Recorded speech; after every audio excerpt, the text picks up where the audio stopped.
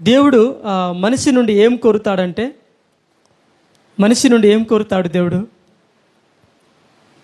ఏం కోరుతాడు? మనిషి నుండి దేవుడు తనలాంటి మనసు కలిగి, తనలాంటి వ్యక్తిత్వం కలిగి, తనలాగా ప్రేమించాలి, తనలాగా యథార్థత కలగాలి, తనలాగా దీన మనసు కలిగి న్యాయంగా ఉండి నడుచుకోవాలని దేవుడు మనలో ఎంతో మార్పు కోరుతాడు కదా దేవుడు. ఏ తల్లిదండ్రులైనా వారి పిల్లల్లో మార్పు కోరుతాడు, మంచిగా ఉండాలి అని ఆశపడతారు కదా. దేవుడు అంతకంటే మంచిగా మనడలా ఆశపడతాడు. దేవుడు ఎంతగా ప్రేమిస్తాడంటే ఇర్మియా 31:3 శాశ్వతమైన ప్రేమతో నేను నిన్ను ప్రేమించుచున్నాను కనుక విడువక నీడలా కృప చూపుచున్నానని అంటాడు దేవుడు. ఏమంటాడు? శాశ్వతమైన ప్రేమతో నిన్ను ప్రేమించుచున్నాను కనుక విడువక నీడలా కృప చూపుచున్నా అంటున్నాడు దేవుడు. మనకు పుట్టించిన దేవుడు మనిషిని ఎంతగా ప్రేమించాడంటే, కృపా సత్య సంపూర్ణుడైన దేవుడు తనను తాను తగ్గించుకొని, ఫిలిప్పీ పత్రిక 2:6-7 చూస్తాం మనము. ఇటు చూడండి, వినండి. తనను తాను తగ్గించుకొని శరీరధారిగా దేవుడు భూమి మీదకి వచ్చాడు. మనం చూస్తాము, సూర్యుడిని ఎవరైనా చూడగలుగుతారా? దేవుడు నిర్మించిన సృష్టిని అంత, సూర్యుడిని అంత దగదగ మెరుస్తూ ఉంటే దేవుడు ఇంకా ఎంత చెప్పన సౌఖ్యము మహిమయుక్తమైన ఆ మహిమ కలిగిన దేవుడు తన మహిమనంతా విడిచి మనిషిగా ప్రేమించడానికి పరిశుద్ధురాలన్న కన్యక గర్భంలో భూమి మీదకి దేవుడు తన శక్తి చేత జన్మించి వచ్చాడు. వచ్చి మనిషిగానే దేవుడు పలకరించాడు. ఏం చేశాడు? మొదటగా మనం దేవుని ప్రేమించామని కాదు, దేవుడే మొదటగా మనకు ప్రేమించాడు, దేవుడే మన దగ్గరికి వచ్చాడు, దేవుడే పలకరించాడు. అవునా? దేవుడే పలకరించాడు. మనం ఎవరినైనా అనుకోకుండా ఏమైనా అన్నారనుకో, పలకరిస్తామా? పలకరించాం. క్షమిస్తామా? క్షమించాము కదా. కానీ దేవుడు చూడు ఎంత ప్రేమ, ఎంత తగ్గించుకున్నాడు. నరమాతృడి కొరకు దేవుడే దిగి వచ్చాడు మానవ రూపంలో కదా. మరి దేవుడు అంతగా ప్రేమిస్తాడు. అయితే చెప్పదలిచిన విషయము ఆదికాండం 7:4 మనం చూస్తాము. ఈ చోట నోవాహుతో దేవుడు చెప్తాడు ఏమని? ఒక ఓడ నిర్మించమని. దేవుడు చెప్పినట్టు నోవాహు లోబడతాడు, దేవుని ప్రేమిస్తాడు, దేవుని కృప పొందినవాడు, నీతిమంతుడు నోవాహు గురించి మనకు తెలుసు. 6వ అధ్యాయంలో కూడా రాయబడి ఉంది. అయితే అంతా అయిపోయిన తర్వాత ఓడ నిర్మించబడిన తర్వాత ఆ ఓడలో ప్రతి క్షీరదాలను, జంతువులను, పశువులను అన్నిటిని ఒక్కొక్క జతగా తీసుకోమంటాడు కదా. ఆ ఓడలో అవన్నిటిని తీసుకున్న తర్వాత తను తన కుటుంబం 8 మంది కూడా ఓడలో వెళ్ళిపోయిన తర్వాత ఓడ యొక్క తలుపును ఎవరు వేస్తారు? దేవుడు వేస్తాడు.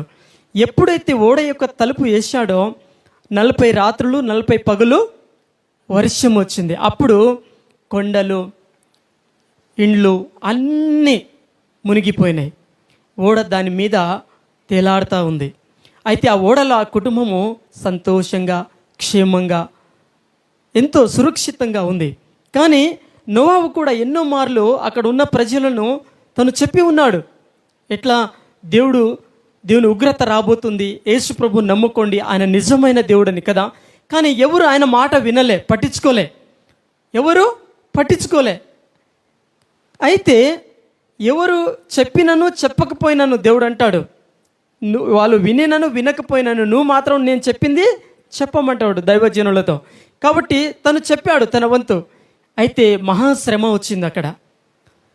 అందరూ ఒక్కొక్కరు ప్రాణాలు కొట్టుకుంటూ ఆ యొక్క జలములో కొట్టుకుంటూ పోతా ఉన్నప్పుడు ఎంత కేకలు పెట్టి ఉంటారు, ఎంత వేదనకు గురై ఉంటారు కదా. కానీ ముందే దేవుడు తెలియపరిచినప్పుడు మాత్రం ఎవరు మాట వినలేదు. కాబట్టి శ్రమల్లో, కష్టంలో, ఇరుకులో, ఇబ్బందుల్లో మనం ఏం చేయాలంటే నోవాహు వల్లే. ఆ తరంలో చాలామంది ఉన్నారు, ఎన్నో కుటుంబాలు ఉన్నాయి. కానీ అన్ని కుటుంబాలలో నోవాహు కుటుంబం మాత్రం దేవునికి ప్రియముగా, దేవునికి ఇష్టముగా ఉంది. అందుకని ఆ కుటుంబము రక్షించబడ్డది. కాబట్టి ఈ లోకంలో ఉన్న మనకు అనేకమైన శ్రమల గుండెల్లో, నిందల్లో, అవమానాలు వెళ్తాం. కానీ మనం ఏం చేయాలి? నోవాహు వల్లే తన కుటుంబము ఎలా దేవుని సన్నిధిలో ఉంది, దాచబడిందో మన కుటుంబము కూడా ఏ తెగులు కూడా రాకుండా దేవుడు మనకు కాపాడే తండ్రి. ఆయనతో మనం ఉంటే దేవుడు మనతో ఉండి తన రెక్కల నీడలో మనకు దేవుడు భద్రపరుస్తాడు. మహోన్నతుని చాటున నివసించువాడే సర్వశక్తి నీడలో విశ్రమించువాడు. నోహావు దేవుని ఆశ్రయించినందుకు ఆయన నీడలో ఆయన క్షేమంగా ఉన్నాడు. తన కుటుంబంలో క్షేమం ఉంది, తన కుటుంబం రక్షించబడ్డది. అలాగనే 40 రాత్రులు 40 పగలు వర్షం వచ్చింది. అలాగనే ఆ వర్షం అంతా ఇంకిపోయినప్పుడు కూడా 40 రోజులు తర్వాత ఆ యొక్క నీటి అంతా ఇంకిపోయినట్టు మనం చూస్తాము. అలాగనే మనం చూస్తాము 1 సామ్యులు 17:16 ఫిలిష్తీయుడైన గొలియాతు ఏం చేస్తాడు? ఫిలిష్తీయుడైన గొలియాతు ఆ యొక్క దేవుని నమ్ముకున్న ఇజ్రాయెల్ మీద ఆయన ప్రగల్భాలు పగులుతూ ఉంటాడు. ఎవరైనా రండి నాతో యుద్ధం చేయడానికి అని కదా. అంత ఎత్తు మనిషి. అయితే ఎవరు ఆయన దగ్గరికి పోలేకపోయారు. ఏం చేశారు? పోలేకపోయారు. అయితే దావీదు వచ్చాడు. దావీదు వచ్చి 40వ రోజున వచ్చి ఏం చేశాడు? యుద్ధము యెహోవాదని తను దేవుని నమ్మి ముందుకెళ్ళాడు. అయితే తను ఏం చేశాడు? 1 సామ్యులు 17:45 దావీదు, నువ్వు కత్తియు ఈటయు బల్లెమును ధరించుకొని నా మీదికి వచ్చుచున్నావు. అయితే నీవు తిరస్కరించిన ఇజ్రాయేలు సైన్యముల అధిపతికి యెహోవా పేరిట నేను నీ మీదికి వచ్చుచున్నాను అన్నాడు. సైన్యములకు యెహోవా పేరుట. అయితే ఎప్పుడైతే దేవుని బట్టి ఆ ధైర్యం తెచ్చుకొని 40 రోజుల నుంచి తను వస్తూ ఉన్నాడు, అందరికీ బాధ కలిగిస్తున్నాడు, ఎవరికి అంత ధైర్యము లేదు, అంత యొక్క సాహసము చేయడానికి, అతనితో యుద్ధము చేయడానికి లేదు. కానీ పొట్టివాడైన దావీదు యుద్ధాన్ని చూడడానికి వచ్చినప్పుడు అతని దగ్గర ఉన్న వాళ్ళు కూడా సొంత అన్నలే హేళన చేశారు. ఎందుకు వచ్చావు నువ్వు? అసలు యుద్ధం చూడడానికి వచ్చావు, మాకు తెలుసు నువ్వు అని చెప్పారు. కానీ తను యుద్ధము చూడడానికి రాలేదు, యుద్ధము చేయడానికి వచ్చాడు. ఎవరి వల్ల కానిది ఏం చేశాడు? దేవుడు తను దేవుని ఆత్మచేత నింపబడి ఉన్నాడు. దేవునికి ప్రియముగా ఉన్నప్పుడు సింహాన్ని చీల్చి చంపేశాడు, ఎలుగుబంటిని చంపేశాడు. సింహాల ఎలుగుబంటి కంటే గొప్పవాడు కాదు కదా ఈయన అని యుద్ధము యెహోవాదని వెళ్ళాడు. ఆ తర్వాత గొలియాతుని చంపేశాడు. అయితే అంత బలము రావడానికి కారణం ఏంటంటే ఆయనకు దేవుని మీద ఉన్న విశ్వాసము, నమ్మకము. తన అన్నలు తనకంటే బలమైన వాళ్ళే, ఎత్తుగా ఉన్నారు, చూడడానికి అన్ని విధాలుగా సైనికులే, కానీ అంత విశ్వాసం ఉండదు. మన జీవితంలో ఎప్పుడైతే ఆ దేవుని విశ్వాసము, నమ్మకము మనం దేవుని మీద పెడతామో అప్పుడు ఈ లోక సంబంధమైన మనోనేత్రాలు తెరవపడకుండా, మనం దీవించబడకుండా, ఆశీర్వదించబడకుండా, ఆత్మీయంగా ఎదగకుండా, మన కుటుంబం వర్ధిలింపకుండా చేసే అడ్డుబండలు, దురాత్మల నుండి మనము జయము పొందుకుంటాం. దావీదుకు 2 తెలుసు. శారీరక సంబంధమైన యుద్ధం చేయడం తెలుసు, ఆత్మీయ యుద్ధం చేయడం కూడా తెలుసు. సౌలు మీద దురాత్మ వచ్చినప్పుడు దావీదు ఏం చేశాడు? ఆ పాటలు పాడి దేవుని స్తుతించి వీణ వాయించి దురాత్మను ఎల్లగొట్టాడు. కాబట్టి దేవునితో మనం కరెక్ట్గా ఉంటే ఆత్మీయంగా, ఈయపరంగా 2 విధాలుగా మనము యుద్ధము చేసి గెలుస్తాము. మనము అన్ని విధాలుగా గెలుస్తాం. అయితే వీటిలో విశ్వాసము ముఖ్యము. అయితే దేవుడు ఏం చెప్తాడంటే మనం చూస్తాము. మత్తయి సువార్త 6:1 మనుషులకు కనబడవలని వారి ఎదుట మీ నీతి కార్యములు చేయకుండా జాగ్రత్త పడుడి, లేని ఎడల పరలోకముందున మీ తండ్రి యొద్ద మీరు ఫలము పొందరు. హల్లెలూయా. ఏం చేయాలంట? మనుషుల ఎదుట నీతిమంతులుగా కనబడాలి. అయ్యో నేను ఎంత భక్తిపరుణ్ణి, నేను ఎంత మంచివాణ్ణి అని మనుషులు ఎప్పుడైనా మనుషుల ఎదుట నీతిమంతులుగా అనిపించుకోవడానికి ఆరాటపడుతూ ఉంటారు. అవునా? ఆరాటపడుతూ ఉంటారు. కానీ దేవుడు ఏమంటున్నాడు? మనుషుల కొరకు నువ్వు నీతిమంతుడిగా కనబడాలని, మనుషుల ఎదుట ధర్మకార్యాలు, నేను చేస్తున్న గొప్పతనము, నా పేరు, నా ఆధిక్యత అన్ని కనబడాలని వీటిని కోరుకోకు, వాటి కొరకు నువ్వు జీవించకు, వాటిని చేయడానికి నువ్వు ఆరాటపడకు అని అంటాడు. దావీదు గొర్రెల దగ్గర నమ్మకంగా ఉన్నాడు, కానీ ఎలుగుబంటిని ప్రాణం కంటే ఎక్కువగా ప్రేమించాడు కదా.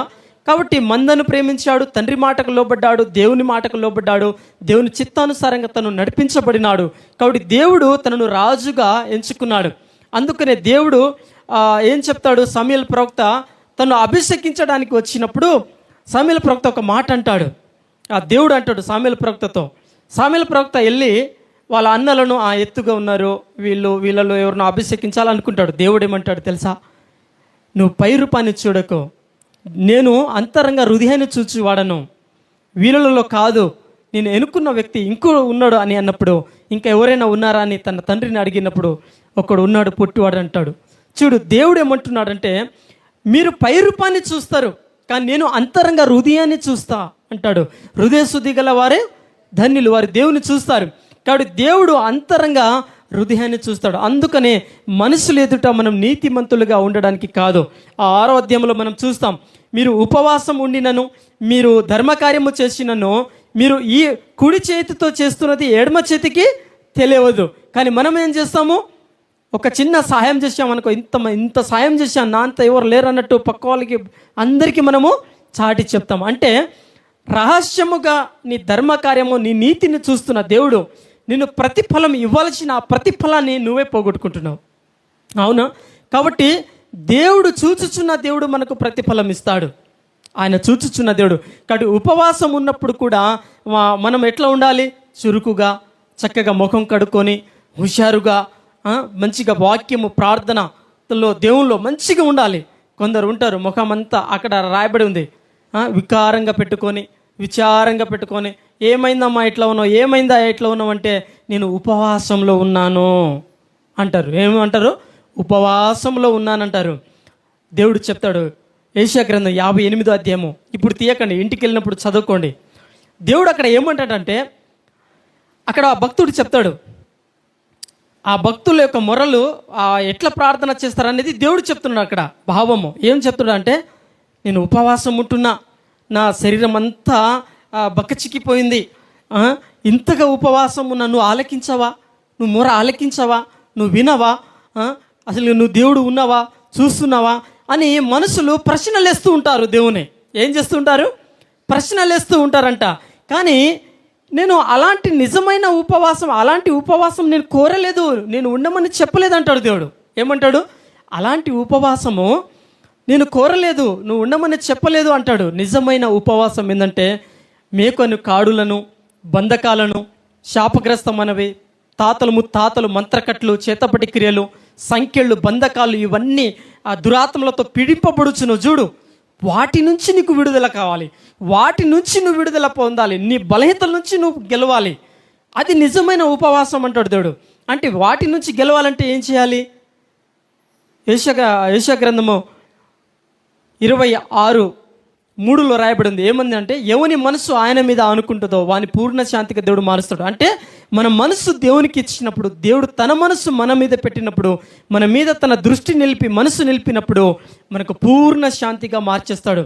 ఆ బంధకాల నుండి, ఆ చిక్కుల నుండి మనకు విడుదల, విముక్తి దొరుకుతుంది. మోసే ఆ సిన్నాయి కొండ మీద వెళ్ళక ముందు దేవుడు ఏమన్నాడు? సిద్ధపడి రామన్నాడు. సిద్ధపడి సిన్నాయి కొండ మీద మోసే వెళ్ళాడు. వెళ్ళిన తర్వాత దేవుడు కన్నబడ్డాడు, దేవుడి స్వరం విన్నాడు. 40 రాత్రులు 40 పగలు ఎక్కడ ఉన్నాడు? కొండ మీదనే ఉన్నాడు.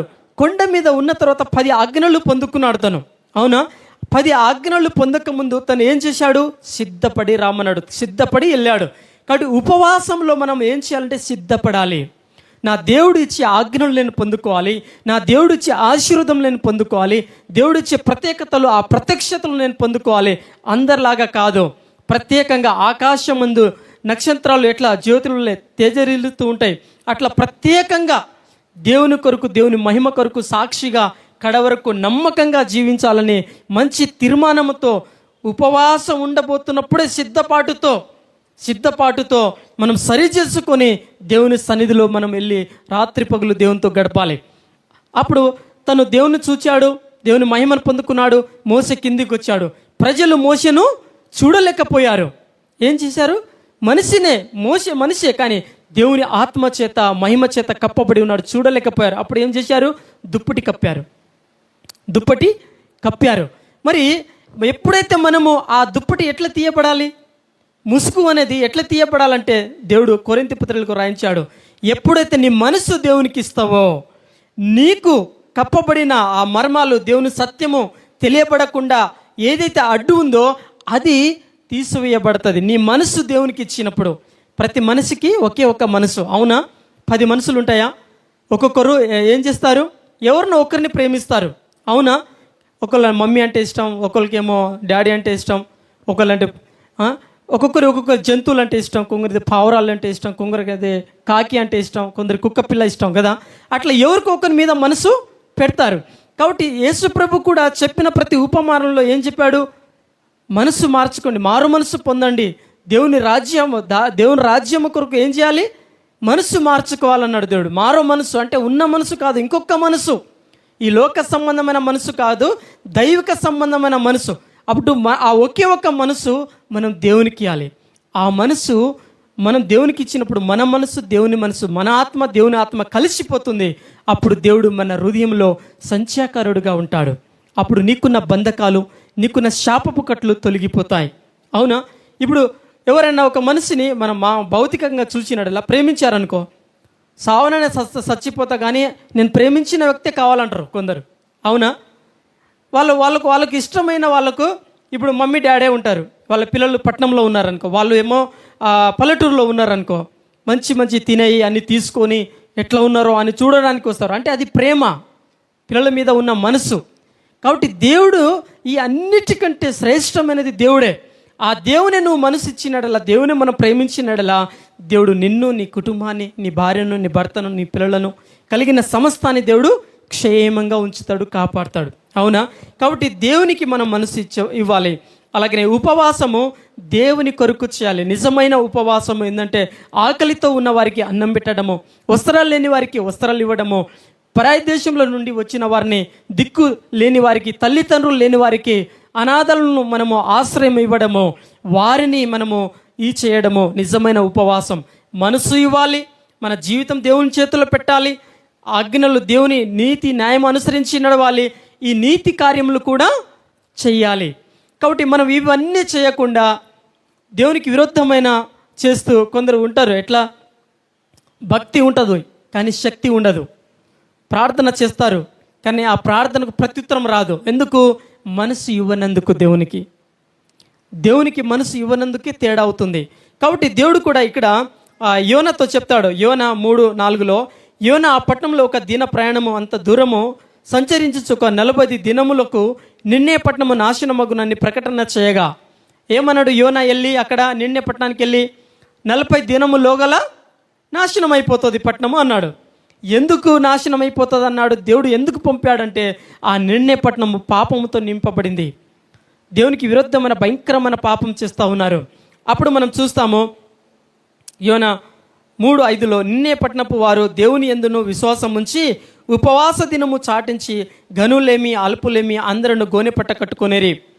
ఈ నిన్నే వారు 10వ వచనం, ఈ నిన్నే వారు తమ చెడు నడతలను మానుకొనగా వారు చేయుచున్న క్రియలను దేవుడు చూచి పశ్చాత్తప్తుడై వారికి చేయదునని తను మాట ఇచ్చిన కీడును చేయక మానను. హల్లెలూయా. దేవుడు ఏం చేశాడు? ఆ పట్టణాన్ని నాశనం చేయబోతున్నా అన్నాడు. వెంటనే ఆ రాజు వాళ్ళందరూ ఏం చేశారు? గోనె పట్ట కట్టుకొని, పశువులు కానీ మందలు కానీ ఎవరికి నీళ్లు ఇవ్వవద్దు, అలాగనే గడ్డి కూడా పెట్టవద్దు. పశువులకు కూడా చిన్నోళ్ళు పెద్దలు నీళ్లు తాగకుండా ప్రత్యేకంగా ఉపవాసం ఉండాలని ఒక్కరోజు ఉపవాసము మొదలు పెట్టారు. ఒక్క రోజులోనే పట్టణం అంతా ఉజ్జీవం వచ్చేసింది. ఒక్క రోజులోనే పట్టణాన్ని దేవుడు నాశనం చేయాలనుకున్న, 40 రోజులు నాశనం చేయాలనుకున్న ఆ పట్టణాన్ని దేవుడు ఏం చేశాడు? వాళ్ళు మనస్సు మార్చుకున్నారు. ఏమని? అయ్యా, నీకు వేరుగా మేము నడిచాము, వేరుగా పాపం చేశాము, ఇక నుంచి నీకు వేరుగా మేము బ్రతకము, నువ్వు చెప్పినట్టు మేము జీవిస్తాము, నీకు లోపడతాము, నిన్ను ప్రేమిస్తామని వాళ్ళు మనసు ఎవరి వైపు తిప్పారు? దేవుని వైపు. నిన్నే పట్టణపు వారు దేవుని వైపు మనసు తిప్పినప్పుడు దేవుడు చేయదలుచుకున్న కీడును చేయకుండా పశ్చాత్తప్తుడై, అయ్యో నా ప్రజలు నా వైపు తిరిగారు, నేను కోరేది కూడా అదే కదా. తప్పిపోయిన కుమారుడు తిరిగి వచ్చినప్పుడు తండ్రి ఎట్లా కౌగిలించుకుంటాడో, ఎట్లా ముద్దు పెట్టాడో, అదే దేవుని ప్రేమ. కాబట్టి తిరిగి నా వైపు తిరిగారని దేవుడు క్షమించాడు. చేయదలిచిన పని, ఆ యొక్క నాశనం చేయాల్సిన పట్టణాన్ని చేయకుండా దేవుడు అందరినీ కాపాడాడు.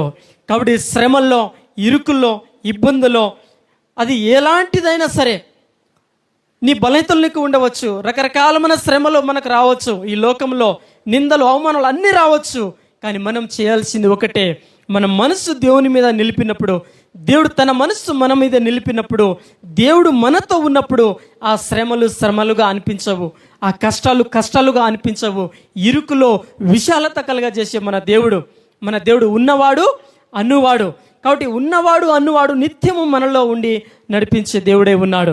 ఆ దేవుని వైపు మనం చూడాలి. కాబట్టి 40 రోజుల్లో నాశనం అవ్వాల్సిన నిన్నె పట్టణము ఏం చేయబడింది? రక్షించబడింది. గొప్ప ఉజ్జీవం వచ్చింది. 1 రాజులు 19:8 చూస్తాం. మరి ఏలియా ఉన్నాడు.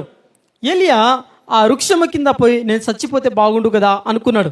అంటే చూడు, ఎంత ఒక గొప్ప ప్రవక్తనే కదా, కానీ ఒకానొక సమయంలో భయపడ్డాడు.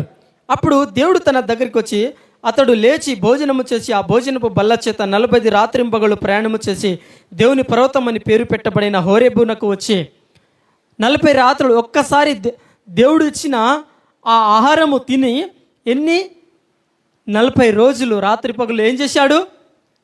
ఆయన ఒక్కసారి తిన్నాడు, అంతే అంతే. చూడు, దేవుడు ఎంత శక్తినిచ్చాడు, ఎంత బలాన్ని ఇచ్చాడు. మోషే మీద కూడా కొండ మీద ఉన్నప్పుడు 40 రాత్రులు 40 పగలు అంత శక్తిని ఎవరిచ్చాడు? దేవుడు ఇచ్చాడు. మరి ఏలియాని ఎవరిచ్చాడు? దేవుడు ఇచ్చాడు. కాబట్టి ఉపవాసంలో గొప్ప జయం ఉంటుంది. మరి మనం చూస్తాము, నెహెమ్యా ఉపవాసం ఉన్నాడు, తన దేశం కొరకు ప్రార్థన చేశాడు. కూల్చబడిన పట్టణము ప్రకారములు కొట్టివేయబడినవి, నేలమట్టుకు అయిపోయినవి, ఉపవాసం ఉండి తిరిగి పని మొదలు పెడితే తిరిగి మునుపటి కంటే శ్రేష్టమైన పట్టణంగా కట్టబడ్డది. కారణం ఉపవాసం. ఒక ఉపవాసంలో దేవుడు ఒక జాతిని రక్షిస్తాడు, ఒక దేశాన్ని రక్షిస్తాడు, ఒక దేశ ప్రజలను దేవుడు క్షమించి దేవుడు కాపాడుతాడు. బండ సందులో ఒక్కరు ఉండి ప్రార్థన చేస్తే వారి మొర దేవుడు ఆలకించి ప్రత్యుత్తరం ఇస్తా అంటాడు. కాబట్టి మన దేవుడు ప్రత్యుత్తరం ఇచ్చే దేవుడు, ఆశ్చర్యకారుడు. ఇర్మియా 15:16 ఇలా చెప్తాడు భక్తుడు, నీ మాటలు నాకు దొరకగా నేను వాటిని భుజించి తిని. ఏమంటున్నాడు? నీ మాటలు నాకు దొరకగా నేను వాటిని భుజించి తిని. సైన్యముల అధిపతికి యెహోవా దేవా, నీ పేరు నాకు పెట్టబడిను కనుక నీ మాటలు నాకు సంతోషమును, నా హృదయమునకు ఆనందమును కలుగజేయుచున్నవే. మనుషుల మాట ఎప్పుడైనా ఆదరణ ఇవ్వదు, మనుషుల మాట ఎప్పుడైనా ఓదార్పునివ్వదు. దేవుని మాట సంతోషాన్ని ఇస్తుంది, నెమ్మదినిస్తుంది. నీకు ఆ దేవుని మాటలు మన జీవితాన్ని తెప్పరింపలా చేస్తాయి, మోడు బారిన జీవితాన్ని చిగురింప చేస్తాయి. కాబట్టి దేవుని మాట, నీ మాట భుజించగా నాకు సంతోషమును ఆనందమును కలుగుతుంది అంటున్నాడు. కాబట్టి దేవుని మాట శ్రేష్టమైనది. అలాగనే మనం చూస్తాము, యేసు ప్రభు కూడా ఉపవాసం ఉన్నప్పుడు 40 రోజులు, మత్తయి సువార్త 4:2 40 దినములు 40 రాత్రులు ఉపవాసం ఉండిన పిమ్మట ఆయన ఆకలి గొనగా 4:4 అందుకు ఆయన మనుషుడు రొట్టె వలన మాత్రము కాదు కానీ దేవుని నోట నుండి వచ్చి ప్రతి మాట వలన జీవించునని వ్రాయబడిందని అనేను. యేసు ప్రభు ఉపవాసం ఉన్నాడు. ఉపవాసం ఉన్నప్పుడు సాతానుడు వచ్చాడు, మాట్లాడుతూ ఉన్నాడు. కొండ మీదికి రా అని అంటున్నాడు. ఇగో నువ్వు కొండ మీద నుంచి దిగితే ఈ సర్వం నీకు ఇస్తా అంటున్నాడు. అరే, సాతానుడికి ఆలోచన లేదు కదా, తెలివి లేదు. ఎందుకు? సర్వాన్ని సృష్టించిందే దేవుడు, దేవుని సర్వాన్ని మళ్ళీ నేను ఇస్తా అని అంటున్నాడు కదా. కాబట్టి దేవుడు ఈ మాట, మనిషి మాట వలన, రొట్టె వలన కాదు కానీ దేవుని నోట నుండి వచ్చి ప్రతి మాట వలన జీవించును. అందుకనే ఉపవాసం ఉన్నప్పుడు వాక్యం బాగా చదవాలి. వాక్యం చదివినప్పుడు ఆయన రూపులోకి మార్చబడతాం. దేవుడు ధర్మశాస్త్రాలు ఎట్లా పౌలు పత్రికలు 14 రాశాడు, అలాగనే ఆది కాండం నుంచి 5 కాండాలు మోషే రాశాడు కదా.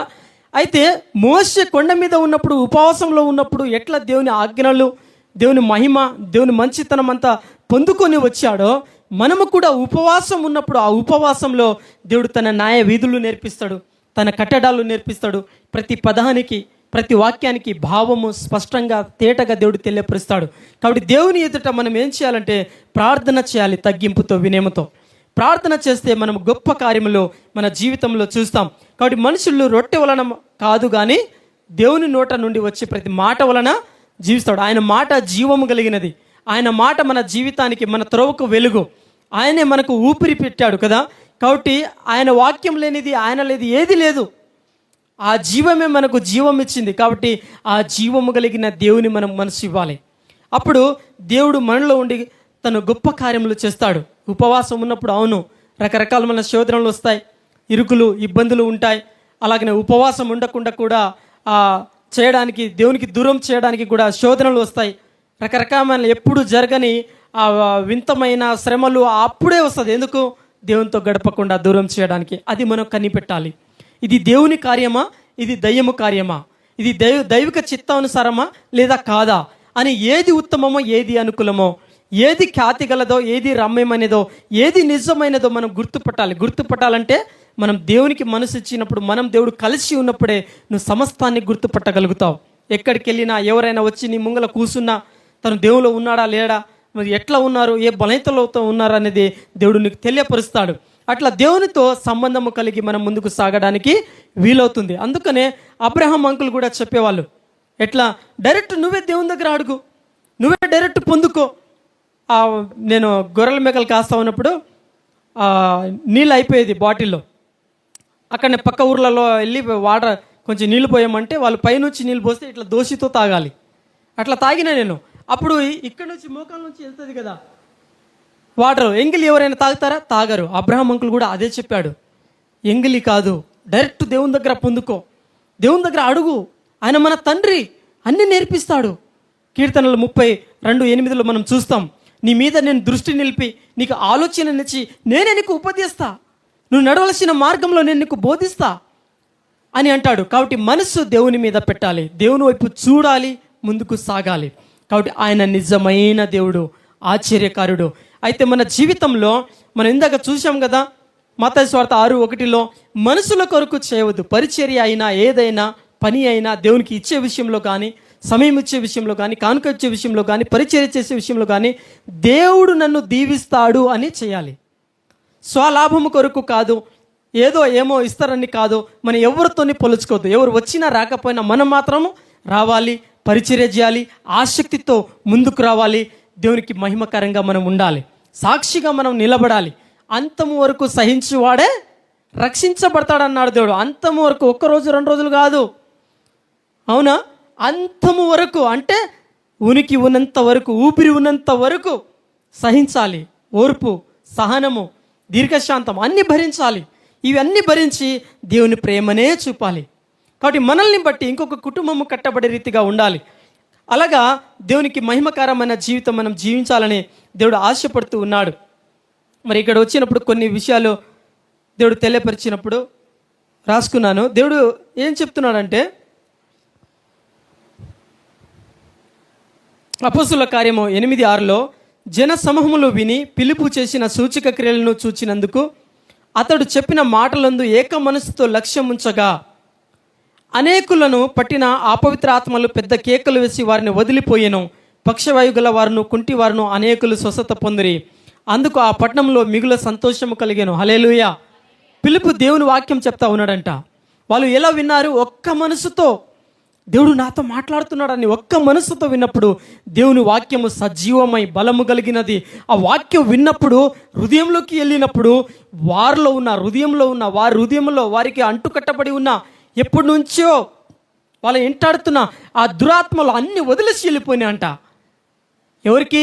ఆ పట్టణం వాళ్ళందరూ శ్రద్ధతో దేవుని మాట విన్నారంట. వారి అందరి హృదయంలో దేవుని వాక్యం వెళ్ళింది. వారిలో ఉన్న దురాత్మలన్నీ బయటికి వెళ్ళిపోయినాయి. ఆ పట్టణం అంతా సంతోషపడ్డారంట. చూడు, ఒక మనిషి బ్రతుకు మారితేనే పరలోకంలో దేవదూతలు పండుగ చేసుకుంటారంట. మార మనసు పొంది బాప్తిసం తీసుకుంటేనే. అలాంటి ఒకేసారి వారి బంధకాలు, వారికి ఉన్న కట్లు, అవన్నీ రోగాలు అన్నీ వెళ్ళిపోయినాయి. దేవుడు ఎంత గొప్ప కార్యం. అందుకనే ఎప్పుడైతే మనం దేవుని మనసు ఇస్తామో, ఆయన మాట శ్రద్ధగా వింటామో, ఆ మాటలు మనలోకి వెళ్ళినప్పుడు గొప్ప కార్యము జరుగుతాయి. అట్లా అన్నమాట. కాబట్టి దేవుడు గొప్ప విడుదలను ఇస్తాడు. ఇంకో మాట దేవుడు చెప్తున్నాడు. అపోస్తుల కార్యము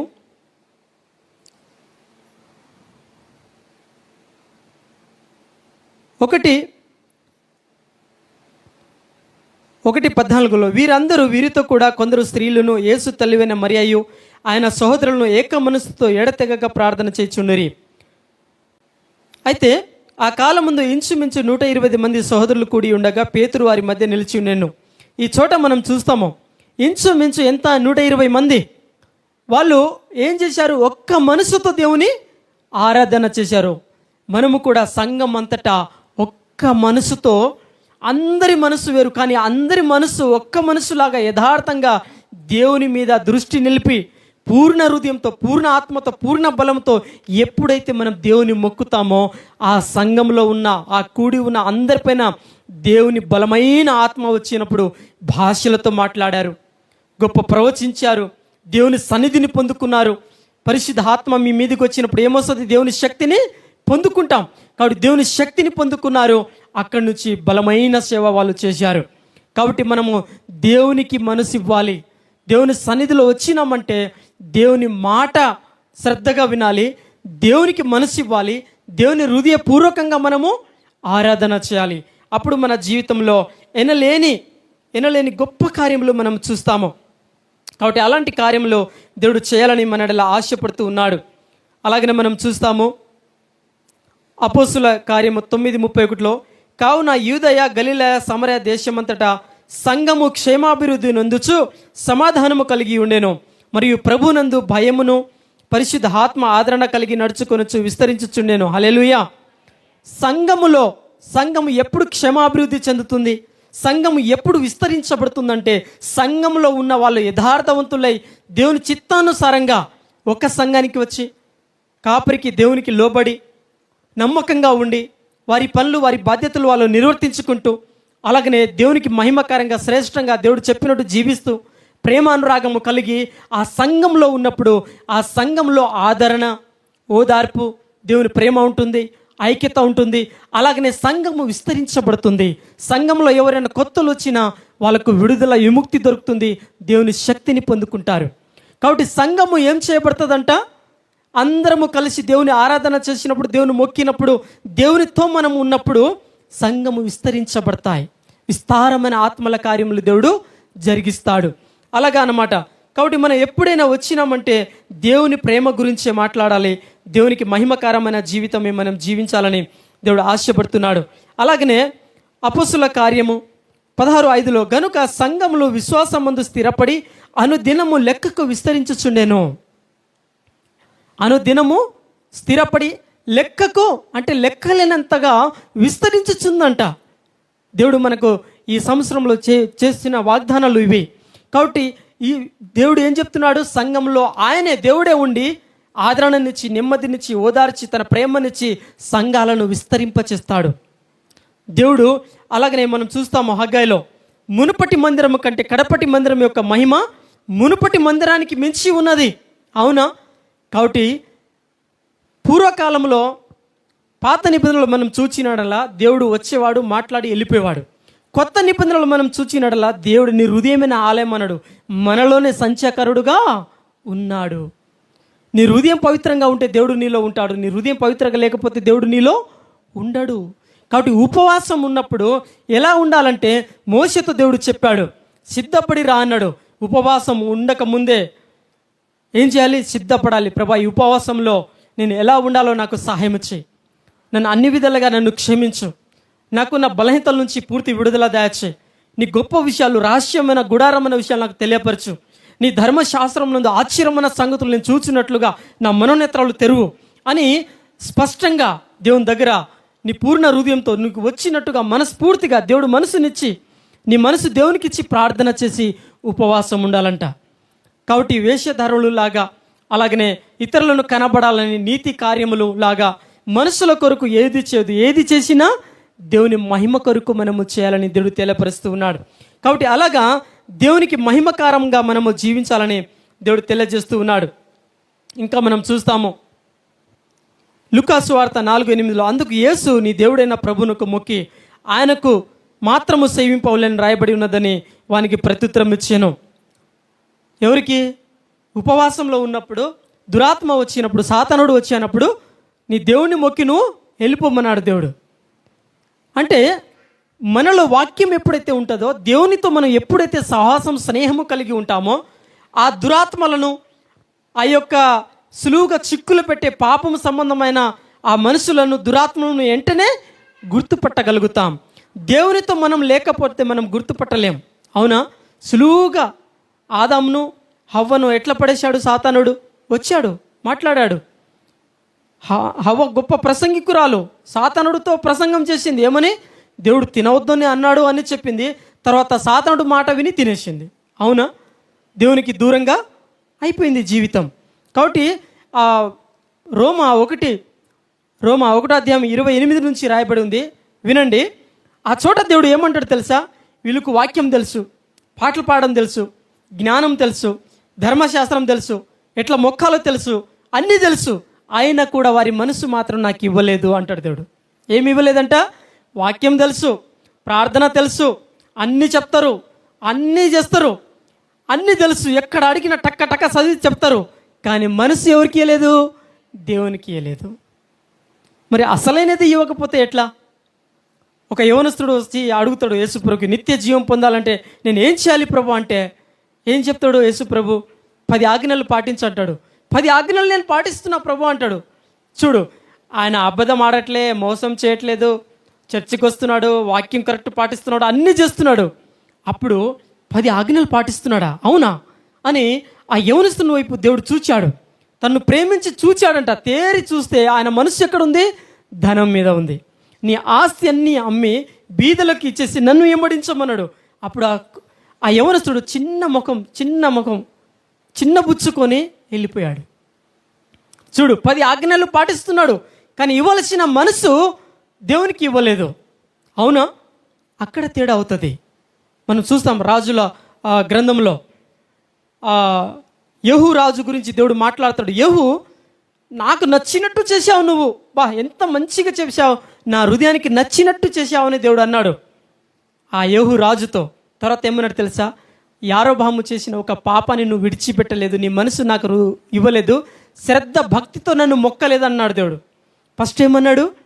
దేవుడు చెప్పింది చేసుకుంటూ వస్తున్నాడు, అంతవరకే ఉన్నాడు. దేవుడు చెప్పింది చేస్తున్నాడు, అంత మటుకే ఉన్నాడు.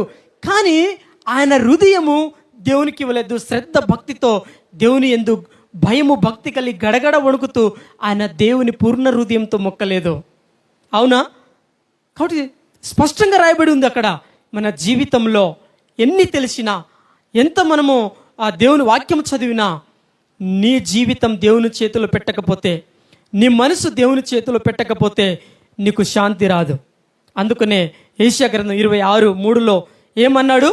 ఎవని మనసు ఆయన మీద, ఎవరి మీద? దేవుని మీద ఆనుకుంటేనే నువ్వు పూర్ణ శాంతిగా నిన్ను మార్చేస్తాడు దేవుడు. హల్లెలూయా.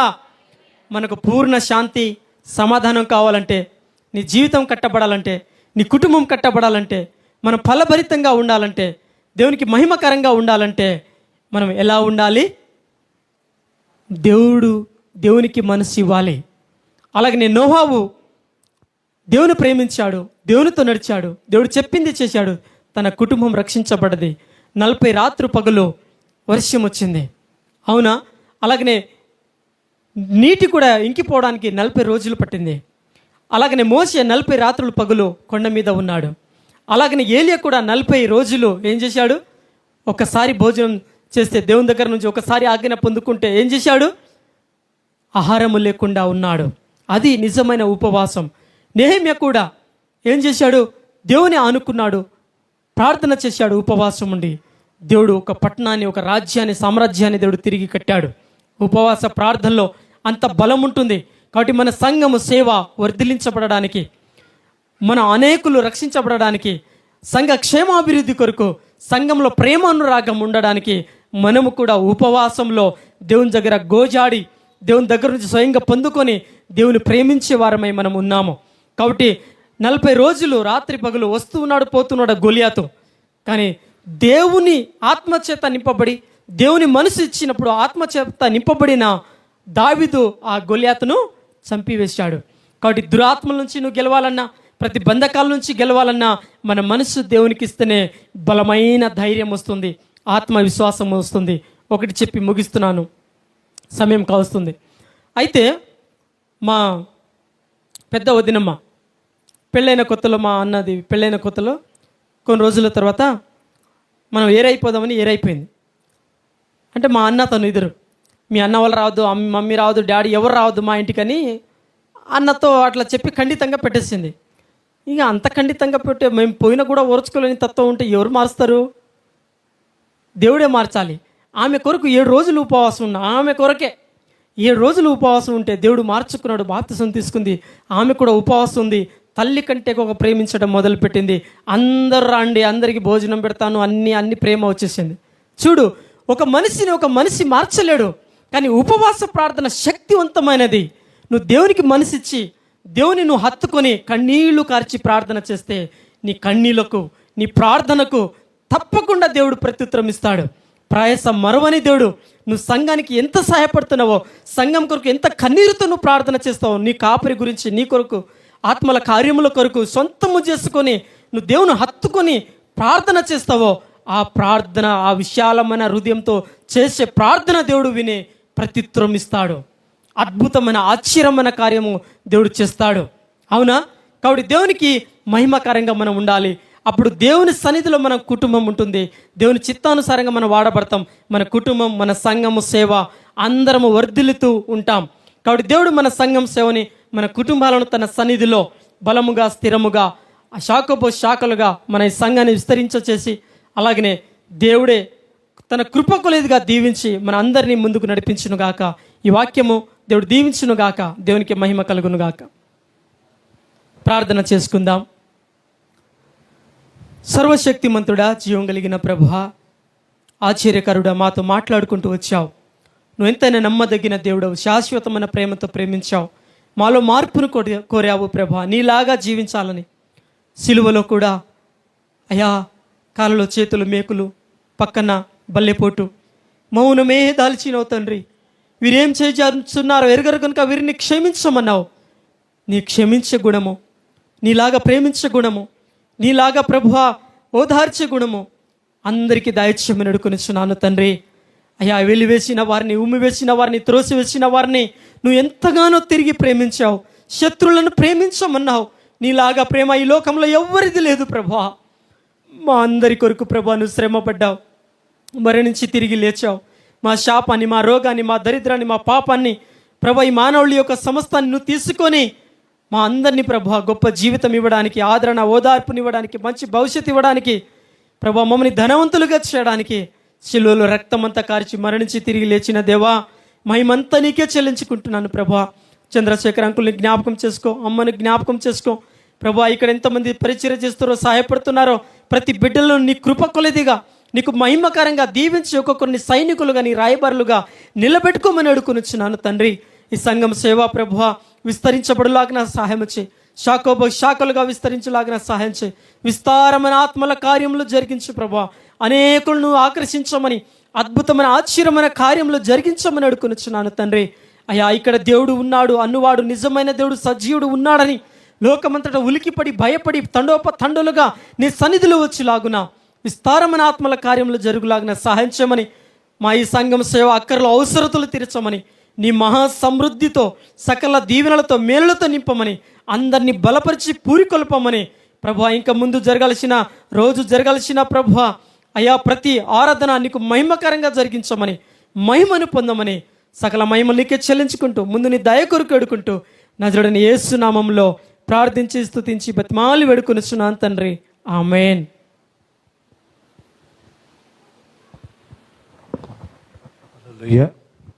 Thank you. మంచి వర్తమానాన్ని దేవుడు అందించినందుకు.